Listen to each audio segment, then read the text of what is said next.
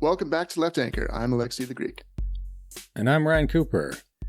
We are welcoming a brand new guest to the podcast, someone we haven't had before, Dr. Cathal Moran, who is an author, a PhD economist, I believe, correct me if I'm wrong here, a visiting fellow at the London School of Economics. Yep. In the behavioral science department, and a YouTuber. A YouTuber, almost uniquely, who knows what the fuck he's talking about in certain areas. The deadly combo. All of that together makes it sound like I do an awful lot more than I actually do. So I liked that intro. Yeah. Well, we're talking academia here. You got if your CV isn't like 16 pages long, then what are you even doing?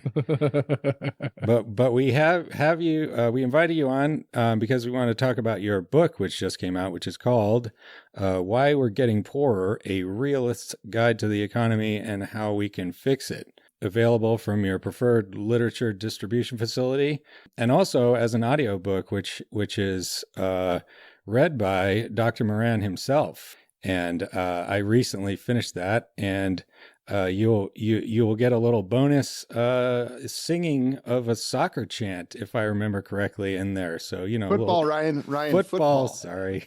Yes, I did. I did sing. I forgot about that. Yeah, I tried not to do it too much. Yeah. Yeah, enjoy his dulcet tones. He's British and therefore smart, as Americans invariably conclude. So, yeah, let me just wind up a little bit. This book, I would say, so it's more or less a kind of pop economics book at a medium sophisticated level.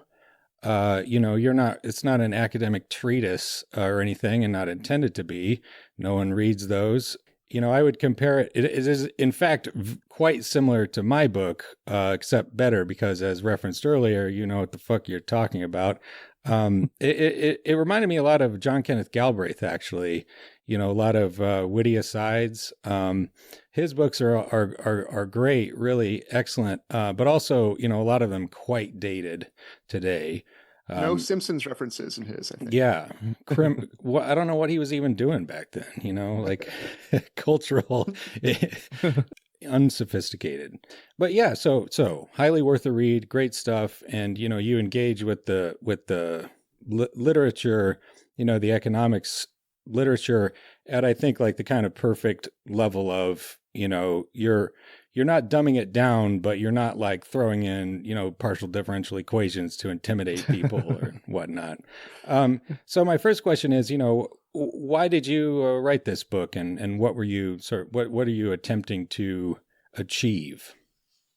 So I'm just still recovering from the John Kenneth Galbraith comparison. I think I'm going to be telling people about that for years to come.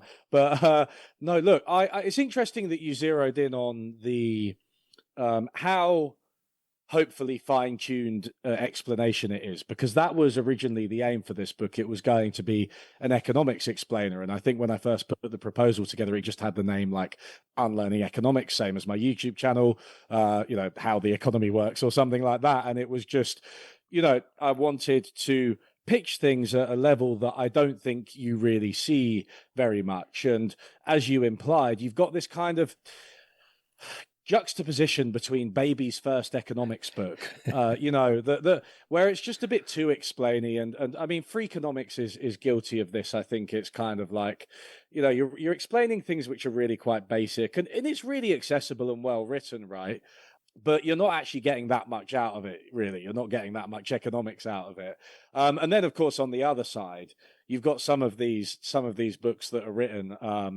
None spring to mind, but I think there are plenty of them out there where they just, there's a book that Fine and Milanakos have critiquing Freakonomics called, which is about economics imperialism. And nothing against the book, but it's just way too academic for anybody who's not familiar with the literature to get into. And so I was trying to thread this needle of like, how can you actually represent the discipline of economics as a whole accurately? How can you get into some of the research and try and make it, up to date, while at the same time, giving some sugar to go down with the medicine, right? Like having, I don't know, a Simpsons reference in, which is generally my fallback, or some silly little anecdote or something that just tries to make it easier for people to get into it. And so that was really my rationale, and it only turned into why we're getting poorer with that kind of polemical theme actually quite late into the process, when I think I realized, along with my partner at the time, that I was like, wait, I'm explaining all of these things, but they all seem bad. It's like, I'm explaining all of these areas, and this is all stuff that's gone wrong. So like, why not make that the theme of the book? There goes your social scientist neutrality. Whoops, Yeah. Do not ever pretend to be neutral. Exactly. I'm like a card-carrying leftist, and I try to be analytical. I do change my mind about things, but the view from nowhere infuriates me more than anything. Well, and another thing that probably infuriates you, that the way that you wrote it in terms of what we just talked about, the accessibility, I think relates to as well, which is the myth, or the creation of the myth, of the separation of the spheres between the economic and the political. And that ties in also to your solution in a way, which is, the democratization of everything, which is participation of the people in the political project of deciding who gets what and how we should live together. That is necessarily going to involve people understanding what the hell's going on. And so in a way, the way that you wrote your book and the audience actually serves the end of your solution, which is to no longer leave it to the so-called experts, to no longer think that politics is not involved in economic decision-making, right? In many ways, it's a book that I was trying to write a book that I wish I had when I was younger, right? When I was concerned about the economy, but I wasn't educated, and I wanted to hear about things in a fairly straightforward and accessible but rigorous way. So yeah, I think you're right. I am kind of trying to bridge that gap, and I talk about this ancient Greek idea of demos, right? Democracy, which is not just democracy as we know it, with representatives who are elected, but more participatory, right? And I think the first step to that, or one of the key components of that, is very much education. And that's one reason I'm so committed to public education, because I think that people are very intimidated by economics. It's seen as a technical subject.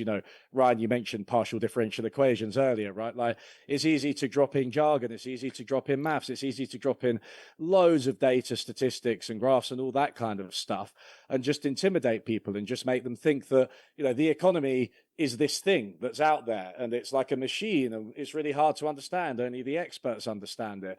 Of course, that's not true. The economy is very much a reflection of the society that it's in. The economy works very different ways in very different societies with very different social contracts. I use the example of Germany quite extensively in the book as somewhere where they've done things a bit of a different way. And it's like, no, that doesn't break the economy. There's not one way to make the economy work. And I don't want to sound cheesy, but, at the end of the day, the economy is us, right? It is just a representation, an abstract representation of all the things we do and the decisions we make and the institutions we have. So, yeah, it shouldn't be inaccessible. Everybody has some knowledge of the economy, of their part of the economy, and hopefully they realize that. I'm interested in the word realist in the subtitle. One way of sort of interpreting that would be a kind of view from nowhere-esque, like, oh, I'm not considered with like ideology. I'm just talking about the brass tacks, and where the brass tacks are manufactured, and probably in China somewhere. But reading through the book, your political orientation comes through very clearly. However, you do seem to have a fairly ecumenical view of like economic research, and you don't try to like cram everything into a particular interpretive frame, but very, very sort of curious, I guess, and willing to read just about anything. So, can you talk about this realism conception a little bit?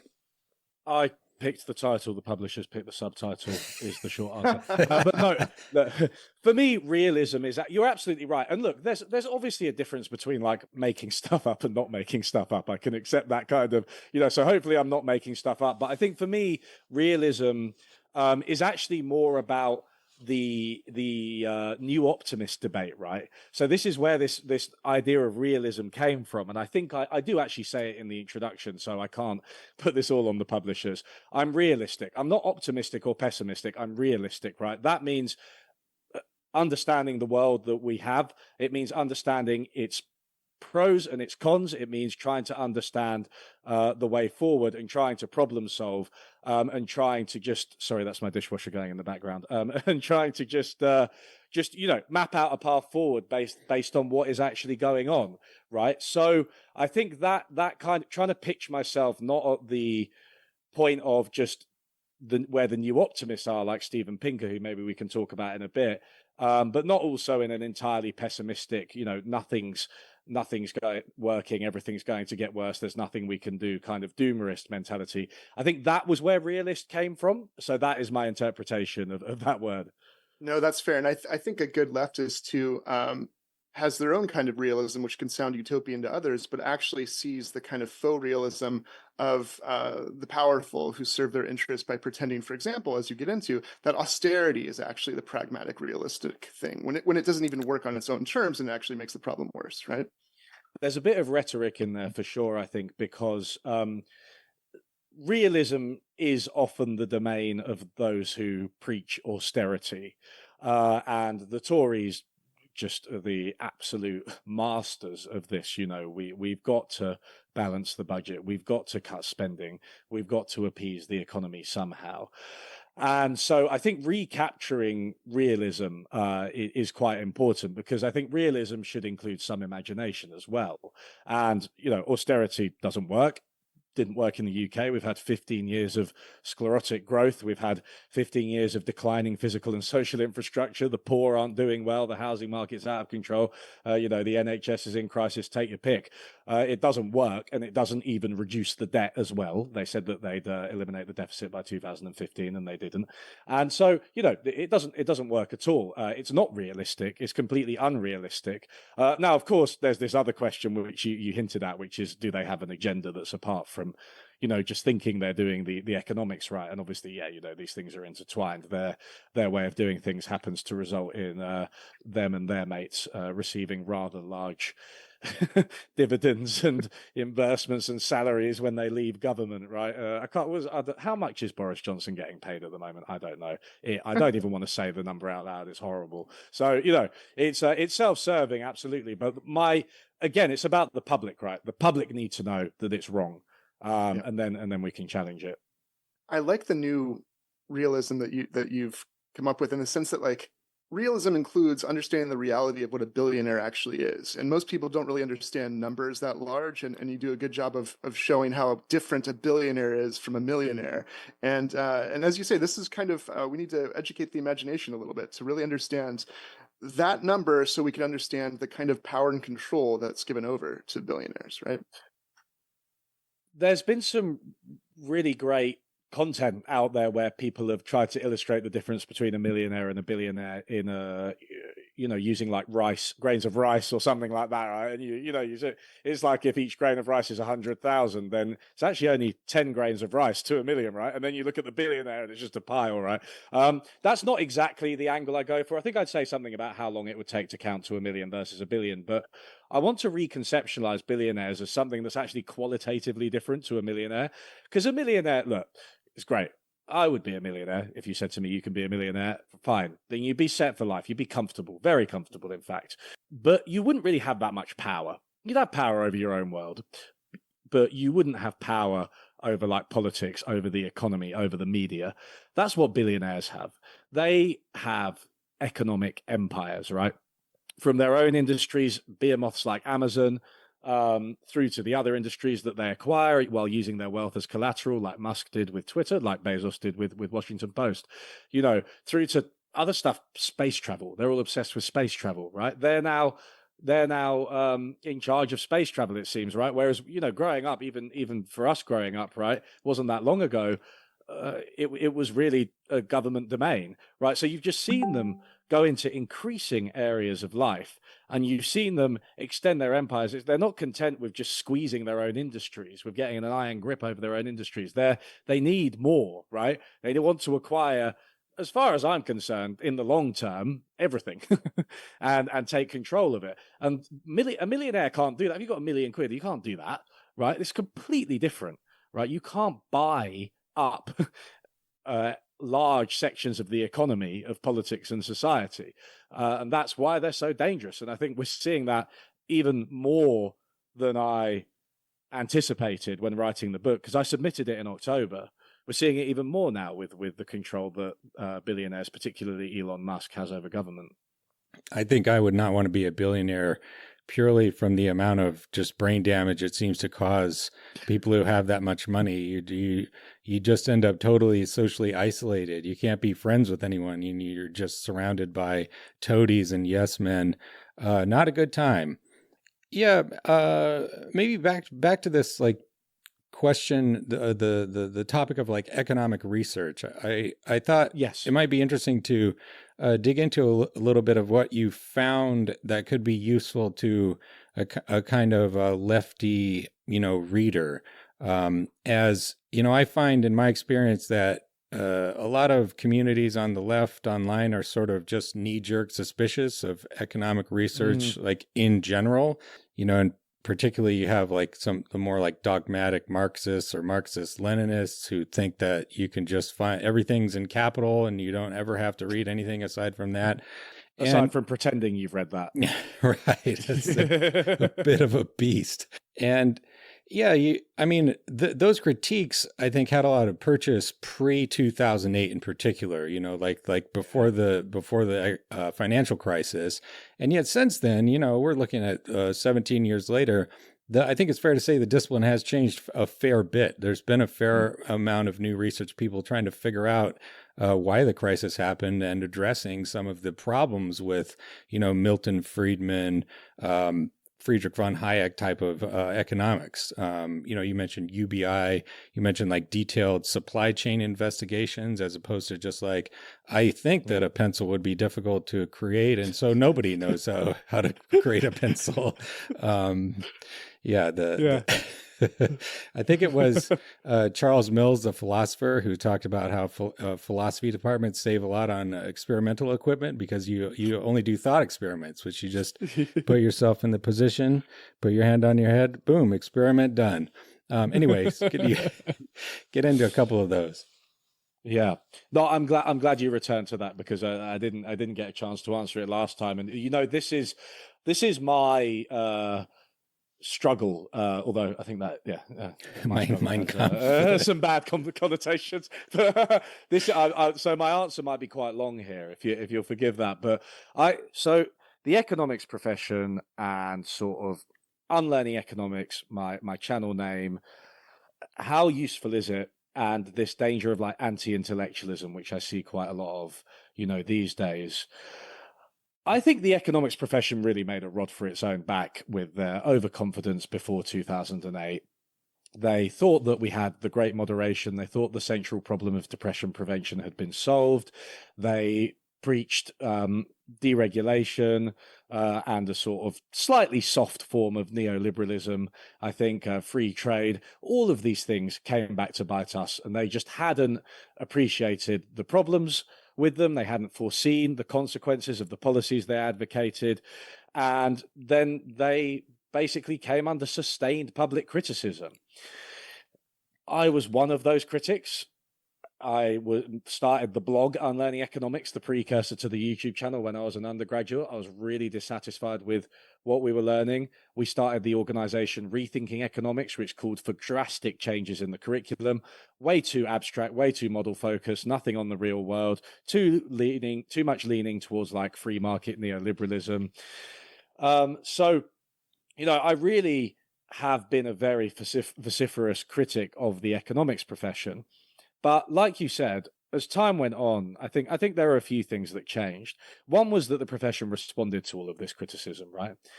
Not always as well as they could have, but in a lot of ways they did respond.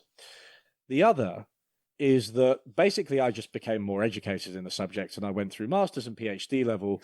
And I think what you see really, when you go to that level of economics, most of it's just like applied statistics these days. And it's kind of inoffensive. It's like, what is the effect of a carbon tax on like emissions in a city centre or something like that? Like, it's just statistically estimating a question like that. What's the effect of an obesity tax, right, on on the level of obesity, just that kind of stuff, estimated empirically, statistically. It has its problems. It's not radical, right? You have to go elsewhere for radical critique, which I do in the book, by the way. I go outside of that literature, but it's useful and it's modest and it's just fine. And when I realized that that was just the bulk of what most economists do, I think I just softened on it a bit. And there are things like, for instance, the discrimination studies, right, which I always reference. I reference them on my channel. I reference them in the book. Send out a bunch of resumes to people, to employers.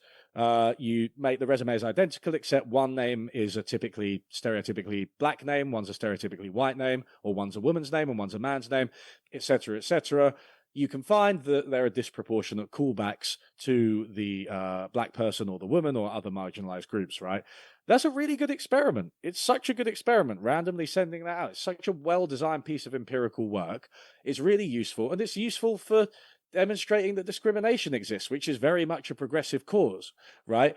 So I just think that this absolute, reflexive skepticism of the economics profession, everything that they do, is very much anti-intellectualism. I think you can't dismiss an entire broad field of work based on what is a very limited and a very dated understanding of a few models which, were more influential pre-2008. But I will finish by saying that I think, again, to go back to what I said at the start, pardon me, I'm sorry, the economics profession has made a rod for its own back, because what they've allowed is just a bunch of absolute charlatans to claim the mantle of economics.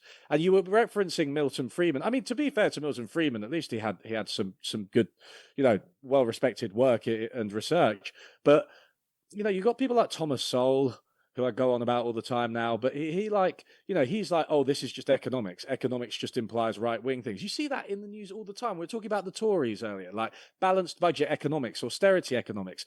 That's what economics is in the public mind. And I think if economists want to recapture their sheen, because they have lost it, people don't listen to them as much as they used to, they need to challenge that, right? They need to say, no, that isn't economics.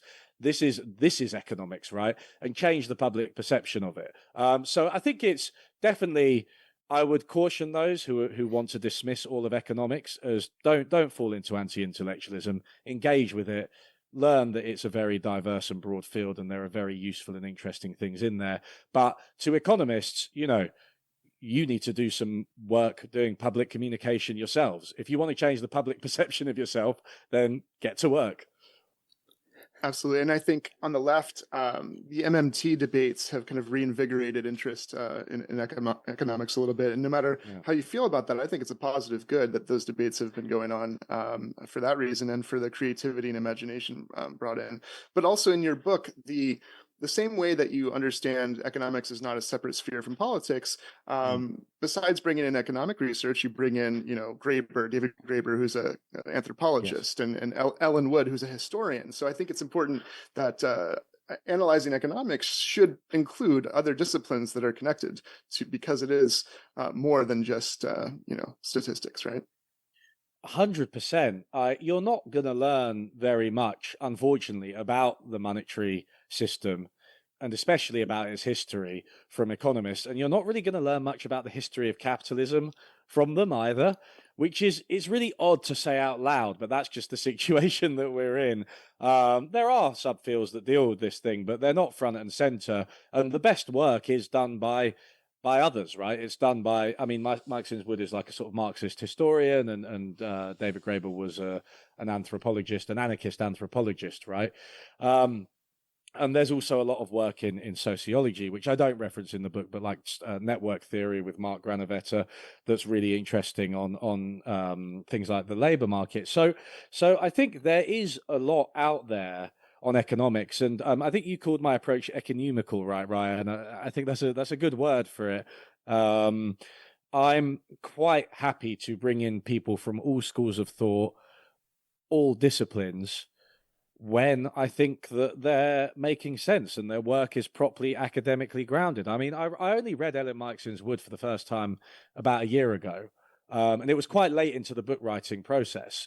And she asks the fundamental question of where capitalism came from, what happened, and literally everybody, it's not just economists, it's not just right-wingers who love capitalism, everybody, including like Marx, Polanyi, has had trouble answering this question. People really struggle because they're just like, well, I think people just sort of there was like more commerce and stuff, and then people were just capitalists. And it's like, no, that's that's begging the question, right? Literally, like, why did people start behaving like capitalists just a few hundred years ago? Like, what happened? What's distinctive about that, right? And Marxism goes into a lot of history about like the British legal system and how rental contracts emerged in kind of a modern form, and that was how it started. But she was the first person where I read her, and I was like, that is an actually satisfactory history of capitalism. And that feeling, right, is something that I look for when I'm looking through research. And so, as soon as I read that, I was like, I've got to bring this in. This has to become central. This is much better than anything else out there. Yeah, I had that feeling reading Eric Hobsbawm, particularly his 19th century series, Age of Revolution, Age of Capital, Age of Empire or Imperialism. Yeah, those are great. And yeah, despite being a communist, member of the Communist Party, he also is a fairly, I mean, definitely in the materialist school of things, but exceptionally well read and willing to, listen to all kinds of, different perspectives and, incorporate that into his work. Great book. I think, yeah. I think that's key as well. And I think, I mean, especially like online, you get things are very siloed, right? And people don't understand that, I can read Hayek, for instance, and come away with some ideas that are an understanding that are not necessarily, Hayekian in their implications, right? It's just like you learn so much from reading a broad range of thinkers. Don't have to compromise your values to do it. Yeah. I remember, one last comment on that. Reading Milton Friedman was asked about the euro when they were setting that up for the first time, and he was like, "This is not a good idea. You are going to be you're setting up currency across a whole bunch of different countries, and they're not going to be able to adjust to local conditions, and the tensions are going to build up in the system, and you're going to have a big crisis. Just you wait." And he was 100% correct about that. Yep. Have to hand it to him in that condition. Mm-hmm. Anyways, sorry, Alexi, I interrupted you. No, I just since we're bringing in other texts that you wrote about, the Polanyi's The Great Transformation is featured, and we could get into that a little bit. But I just want to do a quick side note that well before AI, I first discovered that the less read texts like this presented problems for students who were using YouTube videos to boost their understanding, because I was getting good papers and class discussion on Adam Smith and Karl Marx, and then suddenly people were struggling with Polanyi, and I'm like, well, this isn't any tougher than Capital, and I was like, what is going? And then I figured out they didn't have YouTube videos for the Polanyi. And so that was the main reason why they were faking their understanding through the YouTube videos. I just don't know how to feel about that as a YouTuber and an academic as well. I'm like, that's not good. Some small comfort that even before AI, this was happening at least. We've been getting gradually dumber, not suddenly. Yeah, it's sad. It's also capitalism's fault. But in any case, yes. The fictitious commodities that Polanyi writes about, land, labor, and money. Maybe you could talk about why you thought that was important to bring into your book. Yeah, I think this distinction, right? So we were talking about how capitalism emerged, and this distinction between capitalism and what came before is really central to Polanyi. And Mike Sinswood, incidentally, he's one of the only economic historians that she doesn't absolutely savage in her book. She actually gives him a little bit of respect. So she's saying, look, it's sensible to distinguish between the market or markets, which have existed for as long as civilization. Marco Polo Silk Roads and street markets where people haggle. They've existed for a long time, millennia. But the market society, where markets come to dominate everything, that was what distinguished capitalism. And Polanyi zeroed in on these three that really became universal: land, labor, and money, right? And land previously wasn't really up for sale under systems of feudalism and earlier systems. It's like you were a lord, you inherited the land, the peasants were your peasants, that was inherited as well. selling your land, although possible, would have been very much a last resort, a source of great shame. But as capitalism developed in the 16th century and 17th centuries, it just began to become more common that you would sell your land. And then so you have a market for land developing. And that's really important because land is fundamentally what we subsist on. We need land. It's not even that we need land, it's actually something beyond a need, because you literally have to exist at a point in space, right? You cannot go without, you could go without food for a bit, can't go without land. You're always on land, right? So it's absolutely vital to humans. It's also where we grew all of our food, of course, right? So even peasants would have access to their means of subsistence. If land could be bought and sold, you might not own any. Therefore, suddenly, your means of subsistence and your very existence is thrown into question. It's subject to the whims of the market. So that's one of these fictitious commodities. Polanyi called them that because he said they're not really commodities, right? It's not like land can be picked up, bought and sold. It can't be produced. It doesn't have the same characteristics as like an iPhone, right? The second fictitious commodity, which is a bit different, is labor. And that's because labor is people, which is what makes it quite different from other commodities, right? And again, you had this similar reasoning before capitalism. People would often be working for themselves, providing for themselves. Under capitalism, you have to work. You have to sell your labor in order to survive, right? In order to earn wages, in order to buy things on the market, right? And then that just becomes much more widespread until, eventually everybody is subjected to the market. And it's funny because I'm working on a video about Downton Abbey and Ellen Meiksins Wood at the moment. But you see this, obviously this first hits the peasants and the smaller lords, but in Downton Abbey, you see it starts to hit the aristocracy at the beginning of the 20th century. And this is, I was like, how historically accurate is this show? And it turns out kind of like that is what happened around the 20th century. The aristocrats really started having to sell up their land and make it more productive. So it kind of hits everybody. You have to work and make money to survive. And then, the final one being, of course, the money, which facilitates this. So, money, again, it's not a real commodity, right? It's kind of different in that it's the measuring stick for everything. But money becomes much more widespread, where it was only used in specific times and places.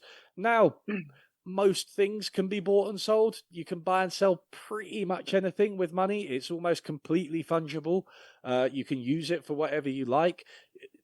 Most recently, we've seen, things like dating apps, right? Which are now, it's sort of you pay a subscription to find a partner. There are friend apps where you can make friends, right? Where you can go do dog walking.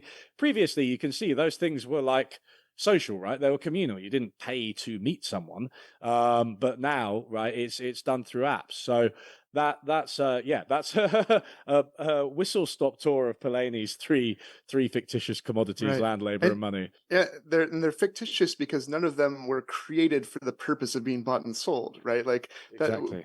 that's a fundamental difference. And even when money was created, it was not created to be purchased itself, right? Like it's done all kinds of ways now. Downton Abbey is great, I think, to study. I'm glad you're going to do a video on that. There's a few great. I mean, you have some classic comments like "What is a weekend?" Things like that. What is a weekend? Yeah. What is a weekend? And then there's this classic scene where one of the I love daughters. Your British accent, by the way. Sorry about that. Apologies. Just real quick, there's this scene where one of the daughters is giving birth and there's a complication, and I won't give too much of a spoiler. It's been a minute since the show ended, but and there's the two different doctors. There's the local one who knows the family since birth, and then there's the aristocrat brought in from London, I think, right? And this is a classic description or depiction of the transition that hasn't fully happened to the kind of meritocratic idea of capitalism, that you go with the one who has more knowledge. Instead, he goes right with the bloodline being superior, and that has consequences, right? Yeah, that's a really I hadn't thought about that incident in that way, but that is really interesting. It's not accepting the changes in the modern economy, and now you need to use a meritocratic doctor who's kind of earned their place versus an aristocratic one. And this is a transition. I don't want to give to too much away because, well, no, me neither. But I think it's a good transition because then there is all the myth building of that, the fact that we have a meritocracy and that Elon Musk is really the god king of the world, genius man, and so there's, you get into all the different myths of meritocracy, which I think people should hopefully know aren't true. It's not true that the system rewards people in that way, but maybe you could get into that a bit. It's kind of interesting, isn't it? We have a strange relationship with meritocracy because I think, on the one hand, people do tend to acknowledge that it's not real. You know, you just point someone to Boris Johnson, right? Like, you know, anyone in the UK, if I point him to Boris Johnson, I say, do you think that guy earned his place? They'll say, of course not. Of course not. Same with all of those like toffs, right? And they're all like a wealthy heir or someone who's like ripped a load of people off. Bankers, people hate bankers, right? You know, but then at the same time, we kind of shut that off, and then when somebody earns a load of money, we're like, oh, you know, they worked hard for it, and we kind of assume that they must have done something right. They must have created something of value. They must have worked hard. They must have benefited people somehow, some way. But I think so. There's a lot of work in economics which I thought was useful for this, and I actually referenced it earlier. What I try to do in the meritocracy chapter, inferring somebody's worth, their value, from their income, is fundamentally circular reasoning, right? But it depends on the assumption that that measures a whole bunch of stuff about them, their aptitudes, talents, effort, and so on. We can't observe those things. We can't observe those things for the whole human population. We never will be able to. They're really difficult to measure. Maybe in some cases not possible to measure.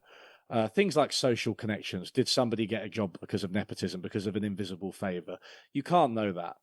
What I try to do is show that we can see the numerous barriers in place for various disadvantaged groups, which, when you add it all up, is basically the majority, because you're talking about, you know, non-white people, you're talking about working class people, you're talking about women, you're talking about people in, you know, the global south, immigrants, right? You're talking about people with disabilities, and you're talking about queer people, right? So all of those dimensions hit people in their wallets as well as in other ways, right? And people do tend to be denied employment. People do tend to be denied housing. People tend to be denied loans. Along all of these metrics, and you can demonstrate that, as I said earlier, very rigorously with these kind of sending off an application and changing only the name, right? So that you get differential replies for people who from different backgrounds and with no other difference between the applicants. So that is really what I try to do. I try to say, look, these barriers exist and they're substantial. And once you know that social class matters, right? I think it's in the UK, the two lawyers, there's a massive salary difference between two lawyers just because of the parent's occupation. So if your like parent was a lawyer as well, you both got the same qualifications, both lawyers, both qualified, both passed the bar. If your parents were lawyers, you earning like 80 grand. If your parents were in some manual labor occupation, you're earning 30, right? It's mad how much social class influences people. So you've got things like that. You've got like the gender pay gap and everything. Once you stack all that up, my basic hypothesis is that it's impossible to say we have a meritocracy. You simply cannot look at all of that evidence, all of those dimensions on which people are disadvantaged, and say we have a meritocracy. And as you go on to say that, like, it's the case, right, that meritocracy was invented as a satire, right? And even if you could have a meritocracy, that would be bad, you know, because you would have, you know, all the people who aren't, you know, don't have the, you know, whatever, like genetic gifts or whatever they may be, also unearned, by the way. If you just happen to be born really, really smart and make Nobel Prize winning discoveries, that is at least in part, you know, based on the random chance of genetics. You know, that's no good either, and it's better to think. Don't forget the relativity of what is valued at different times, right? Yeah. But even if you could do it, you know, it would be a sort of dystopia, because you'd have tons of people just locked out of the system because they couldn't perform according to whatever arbitrary standards we set up. And so, like, just basic equality. Sorry, carry on. No. If anything, you point out that we have the opposite of a meritocracy in a way that is also unjust, which you kind of really got fixated on the essential worker discourse during COVID, Oh right? yeah, So like there's at least certain jobs that people kind of know are essential, and interestingly, those are the people we treat the worst and pay the least, it seems.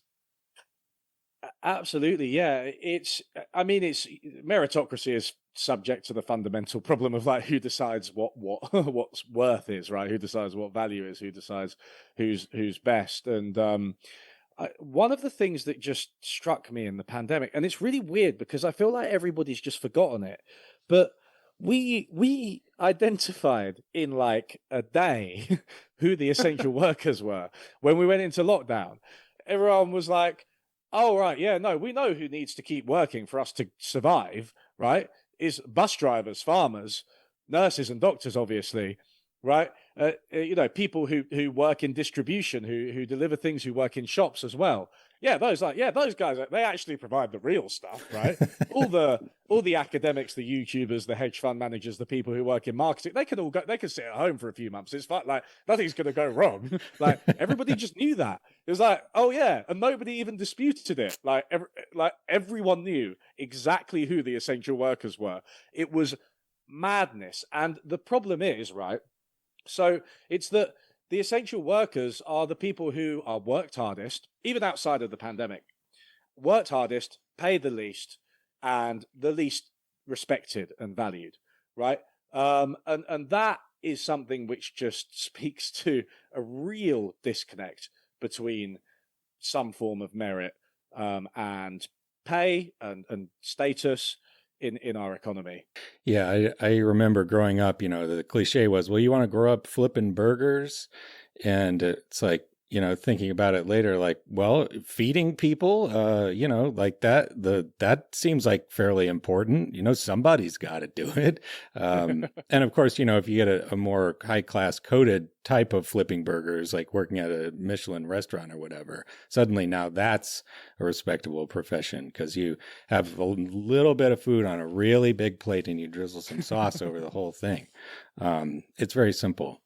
I thought maybe we could shift gears a little bit, and talk about YouTube. Sure. I think if most listeners know you at all, it's probably from YouTube. That's like your, I would guess, almost certainly your largest distribution channel, source of views and attention and whatnot. And I would, just to butter you up a little bit more, say you have by far the best economics channel on YouTube, particularly on the left, where there's barely any competition. And I wonder if you could speak to that a little bit, because I watch a lot of YouTube when I'm on my Zwift bike in my horrible basement. And my observation is, I'm fairly familiar with lefty YouTube, BreadTube, whatever you want to call it.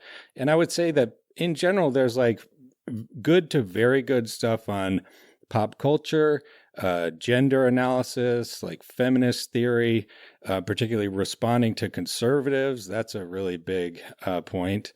But like economics, not so much. You have some engagement with it. You have a lot of kind of half understood, garbled Marxism that's kind of glossed over in a couple of sentences.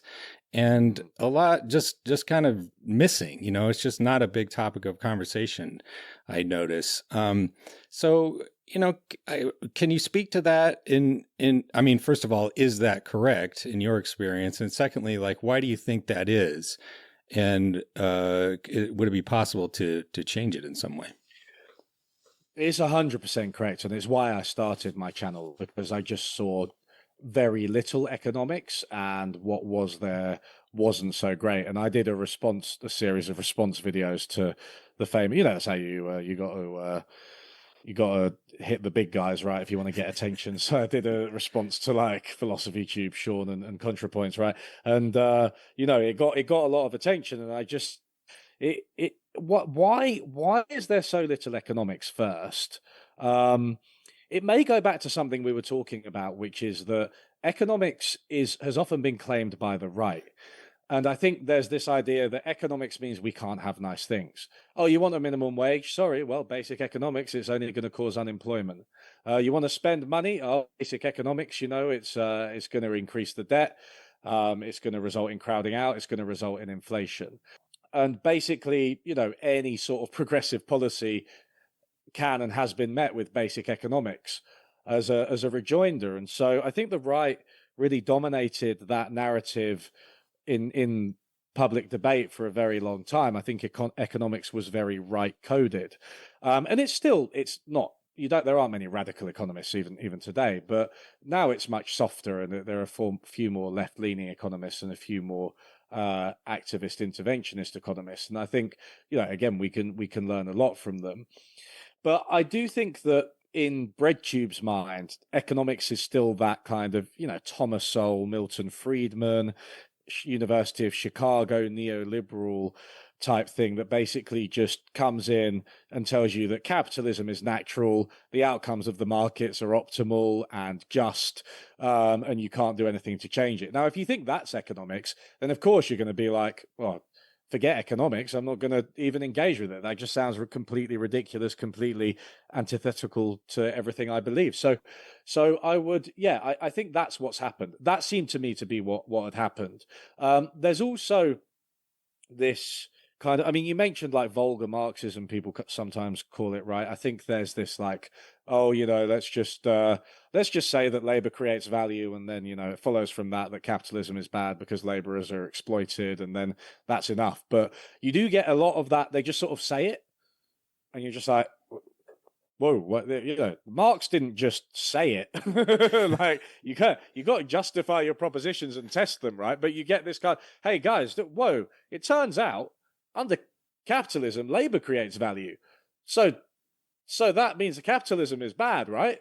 Because laborers are exploited. It's just like they've just learned this as if it's some kind of fact. And I really didn't like that kind of stuff, and I've critiqued that stuff as well. So I just think it's very lazy. There's very little, there's very lazy. There are some unfortunately wrong perceptions of what economics entails. And I just think that there's this idea that economics gets in the way of building a better world, when in fact I think it is very much our ally. Yeah, I wonder if also there's a sort of cultural component to this. I find that the really good YouTubers tend to be, I suspect, like kind of arty theater kids, people who are very comfortable being on camera, where getting lots of costumes, setting up really professional lighting. And people interested in economics are not often like that. I've made my own few YouTube videos, like sort of experimentally. The production value is dog shit because I don't have the time or really the inclination or like the talent, frankly, to make it look really nice. And then that tends to make me not want to do it very much because it's so much work to make one of these videos. You have an editor, is that correct? Yeah, I mean, my housemate during COVID, which was when I launched my channel early COVID, was a former YouTuber with a channel that still has 450,000 subscribers. So musician and YouTuber. He had all the equipment, he had all the software, he had the impetus, he guided me through it. He really helped me quite a lot with it, and he still does to this day. He comes around when I'm filming and kind of directs it. He manages the shots and stuff like that.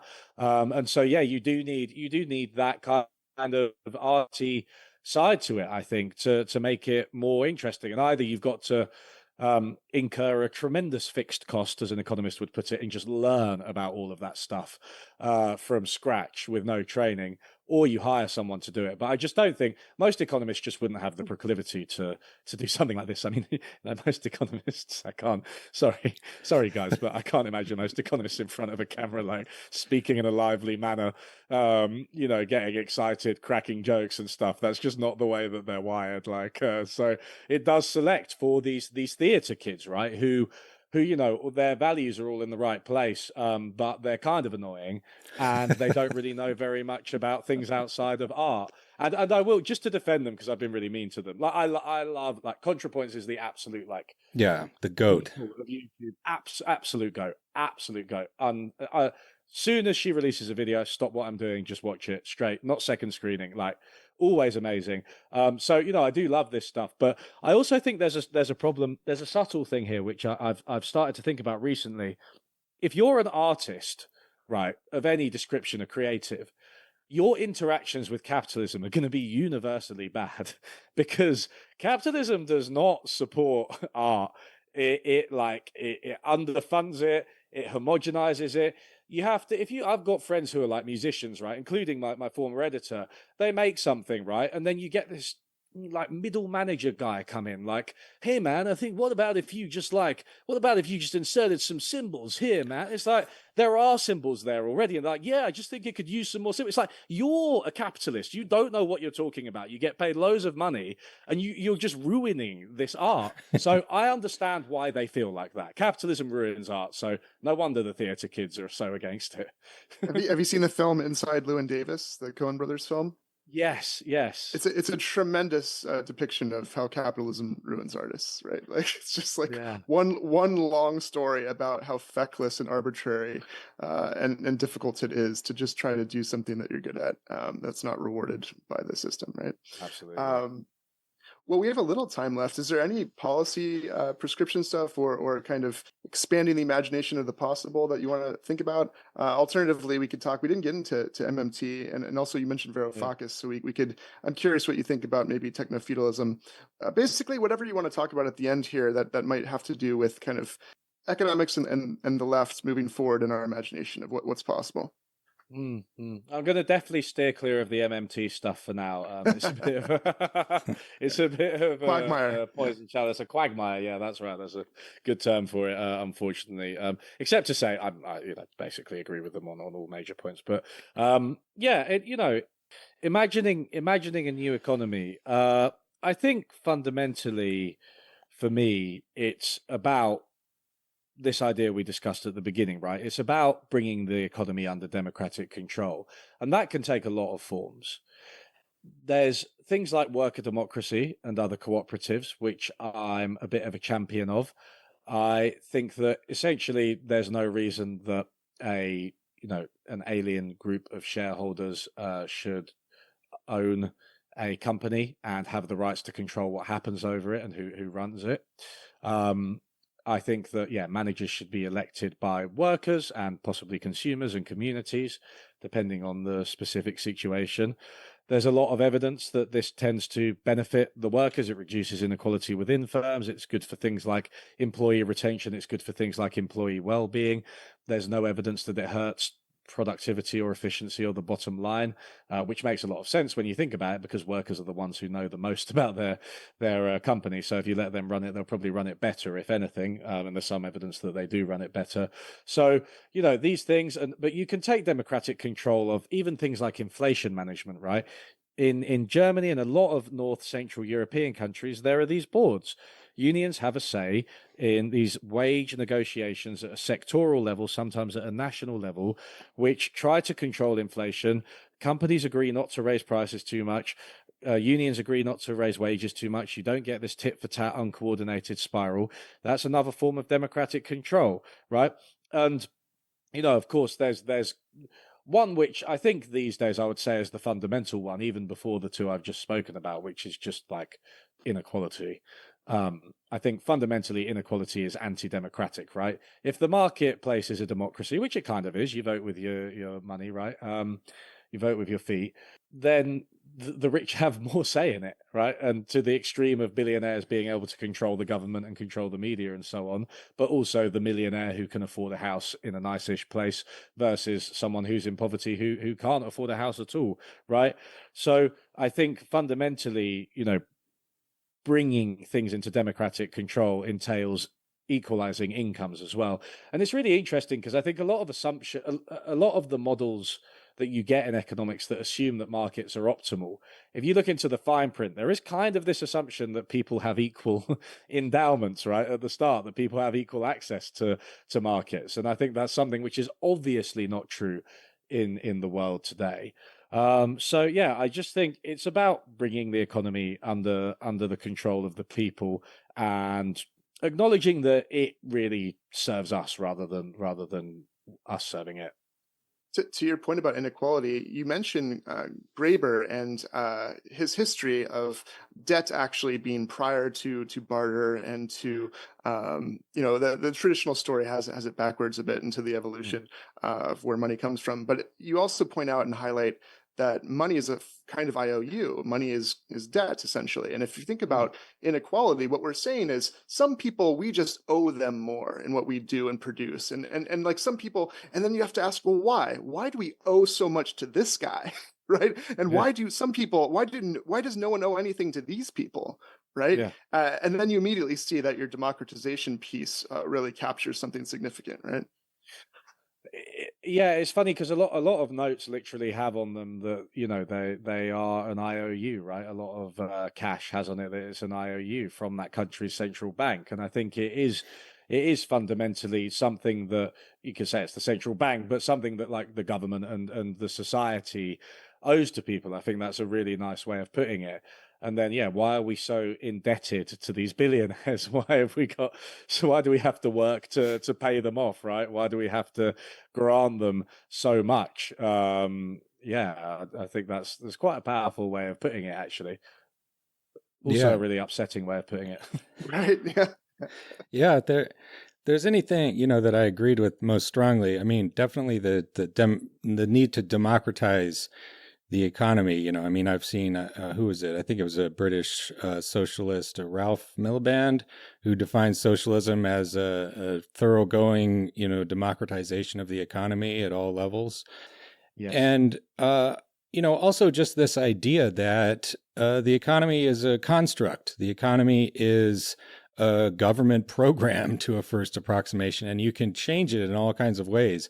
And I suspect that, what accounts for the kind of void of sort of economic discussion on YouTube and a lot of the online left is that there isn't there isn't a kind of like developed and propagated like working theory, a kind of like rough and ready picture of how the economy works. I tried to do that with my book.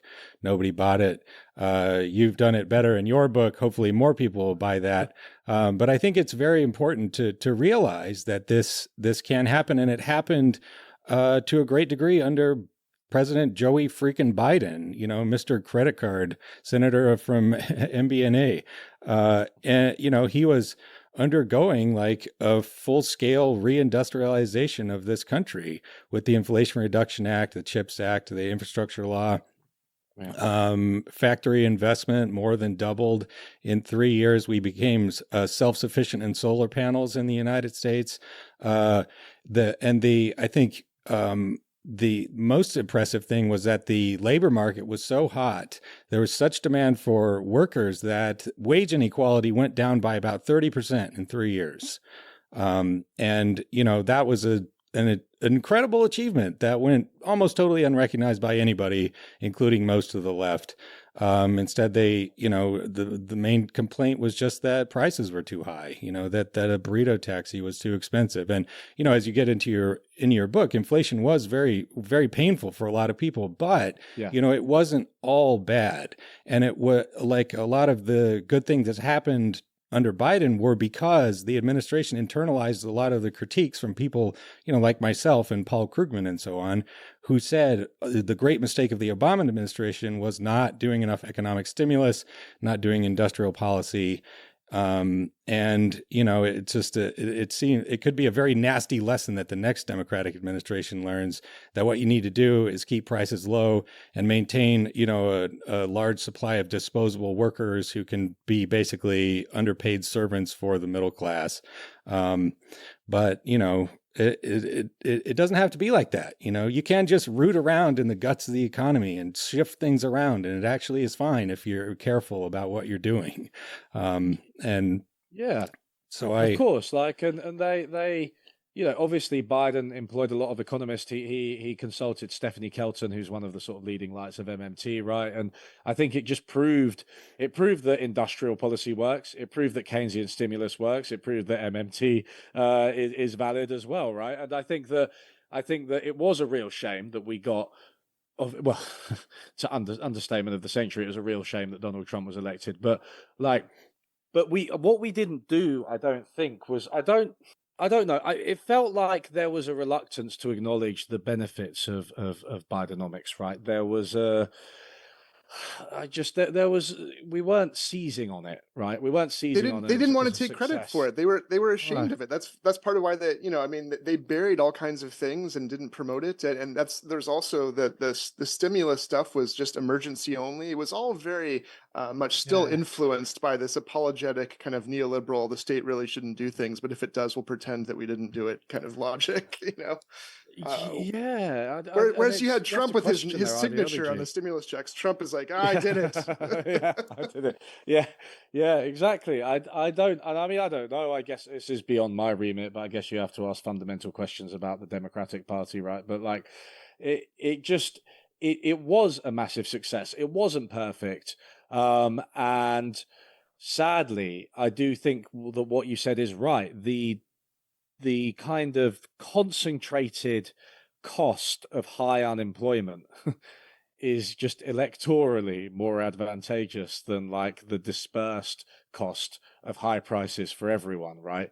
And yeah, I think that that's a calculus that actually kind of got a lot of politicians and central bankers through the period leading up to kind of the 2008 financial crisis and beyond. It was this like non-accelerating inflation rate of unemployment, right? And like keep unemployment here and prices rise modestly and people don't really notice the economic cost because it's imposed on a group and, you know, disproportionately African Americans, of course, as well. And yeah, that's just, I mean, that's something that, yeah, I don't have the answer for how we actually tackle that politically, but is a really concerning case study in the political failure of, I think, Keynesian economics and activist economics, because it was a political failure, right? It was an economic success. It was a political failure. And yeah, I don't know. There was no demos there. I will say that there was no That's right. demos. Yeah. So maybe that was And it. maybe it's to your point in the whole book that's not like what Biden didn't embrace and what Democrats don't embrace is the truth that you've exposed, which is this is all up to us. This isn't a naturalized, inevitable thing that exists outside of our decision making, and that these tools of economics can be applied to different ends, and that they should, and that needs to be embraced if we're not going to get a Trump anymore as a result of the failures of the way they do it now, right? Mm.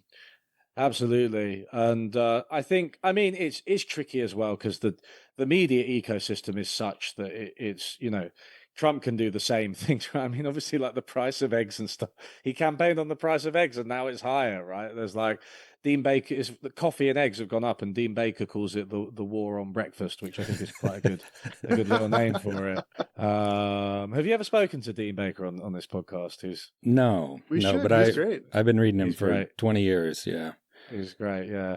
But like, yeah, it's the same stuff, right? And tariffs are going to increase prices and everything, but he seems, for the moment, to be able to get away with it. So I don't think it's a level playing field, to be fair.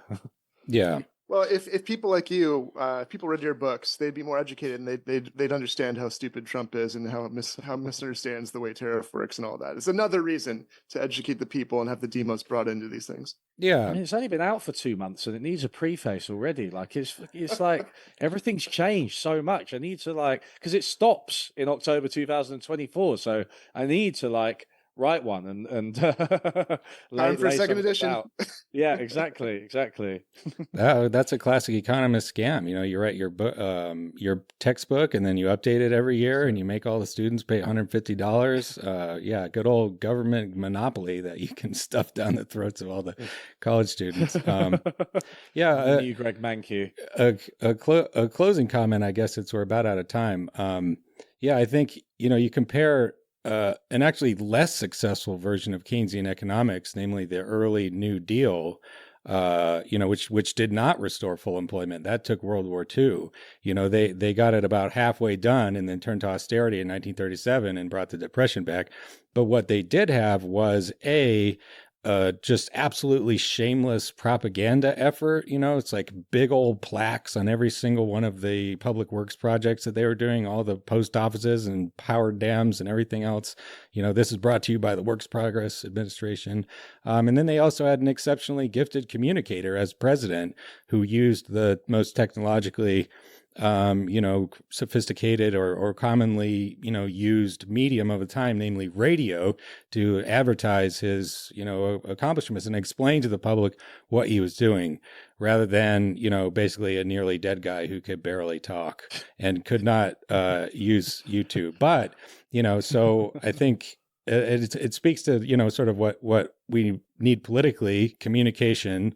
And, so that's why everyone should buy this book and subscribe to the Unlearning Economics YouTube channel. It's going to bring the revolution.